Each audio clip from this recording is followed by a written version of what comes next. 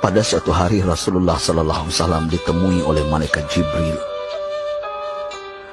Rasul pun bertanya, "Ada apa wahai Jibril?"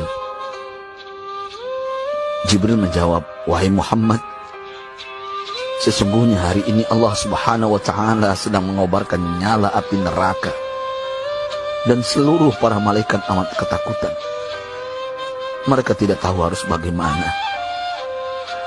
Untung aku ingat," kata Jibril, "bahwa engkau Muhammad adalah sumber cinta dan sayang Allah Subhanahu wa Ta'ala kepada alam semesta.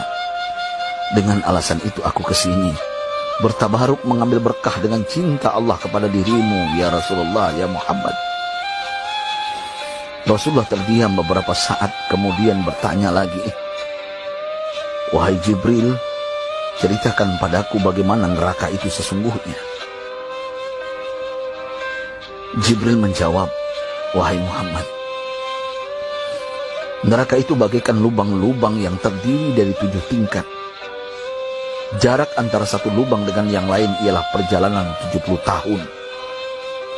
Lubang paling bawah adalah lubang yang paling panas."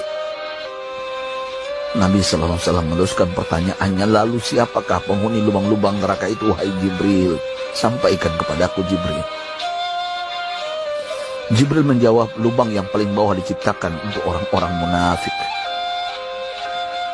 Lubang yang berikutnya untuk penyembah berhala, lalu untuk penyembah bintang dan matahari."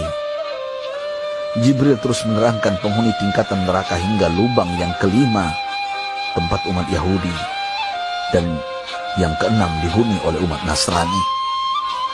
Setelah menjelaskan penghuni 6 tingkatan neraka, Jibril diam cukup lama.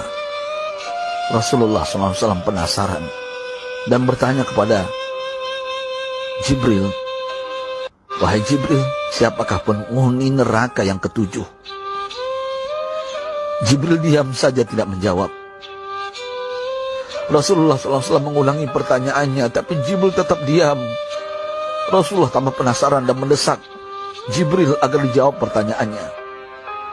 Akhirnya Jibril pun berkata, "Umatmu, wahai Muhammad, mereka itu para pelaku dosa besar di kalangan umatmu, yang dimana sampai mereka mati belum sempat bertaubat." Mendengar jawaban Jibril, Rasulullah langsung jatuh pingsan. Jibril merangkulnya dan meletakkan tubuh baginda di atas pangkuannya.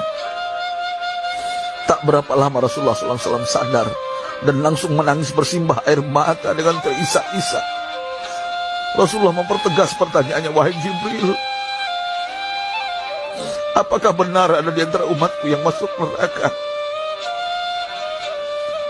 Jibril menjawab, "Benar, wahai Muhammad, pelaku dosa besar di antara umatmu yang belum bertaubat." Setelah itu Rasulullah menghadap kiblat dan sujud kepada Allah dalam isak tangisnya. Sesekali dengan suara pelan beliau membisikkan kata-kata, "Ummati ya Rabb, ummati, ummati, ummati." Beliau SAW tidak mengangkat kepalanya dalam keadaan seperti itu selama 3 hari 3 malam, kecuali setiap Bilal bin Rabah mengumandangkan azan, barulah beliau bangkit untuk menjadi imam, dan setelah itu kembali sujud lagi.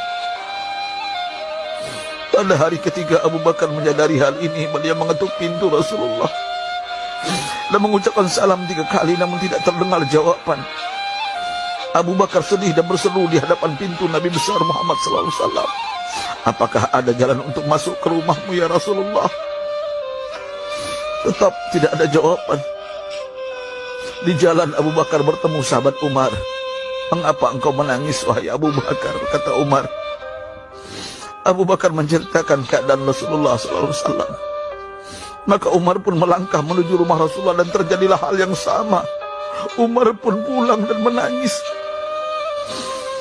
Di jalan Umar bertemu sahabat Salman Al-Farisi. Dengan terisak Umar bercerita kepada Salman hingga membuat dia amat sedih, namun tidak berani mengulangi hal yang sama.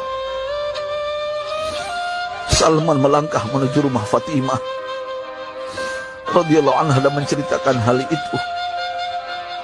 Setengah berlari Fatimah menuju rumah ayah tercinta dan mengetuk pintu sambil mengucapkan salam. Mendengar suara lembut putri tercinta, sejuklah dada Rasulullah. Beliau bangkit dari sujud dan membuka pintu. Alangkah terkejutnya Fatimah melihat Rasulullah, ayah tercinta, amat kurus dan pucat. Fatimah memeluknya lalu menangis. Wahai ayah, apa yang terjadi?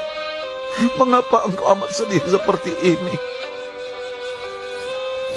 Rasulullah kembali menangis dan berkata dengan suara lirih, wahai Fatimah, belahan jiwaku, bagaimana mungkin aku tidak sedih sedangkan Jibril mengatakan akan ada kelak umatku yang akan masuk neraka.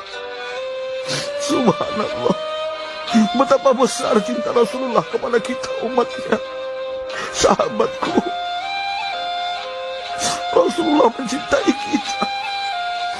Antaman ma'aman ahbabta, engkau akan berkumpul dengan orang yang kau cintai. Mari kita mencintai baginda Nabi besar Muhammad SAW yang mencintai kita, umat yang tidak rela kita masuk neraka.